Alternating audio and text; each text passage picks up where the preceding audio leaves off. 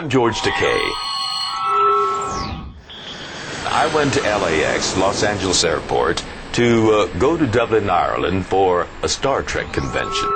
And I was to fly from LA to London, London to Dublin. And went to the reception and gave her my name and my passport. She looked at the passport and then said, "I'm sorry, we can't put you on this plane." I said, "Why not?" She said, "Your passport has expired." I said, "Oh, you know, I didn't notice that. You've got to put me on that plane."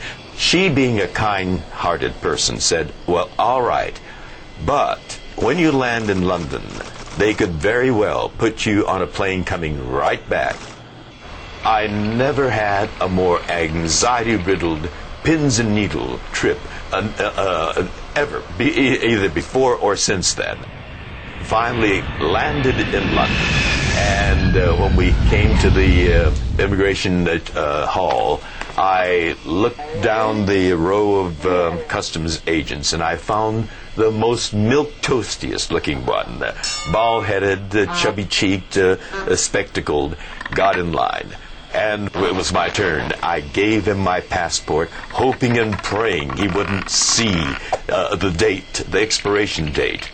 The man peered down his spectacles at the passport, looked up at me, and then looked down again. I thought, oh, the gig's up. I'm going back. And then he looked up again and said, "You're Sulu, aren't you?" And I said, "Yes."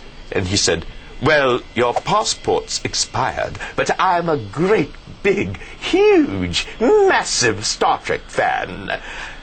Can you give me your autograph?" And I said, "Well, I'll give it to you only on the condition that you let me go to Dublin. I'm doing the Star Trek." "Yes." So I gave him the autograph, but he said, "As soon as you get to Dublin, go to the American Embassy and get your passport renewed."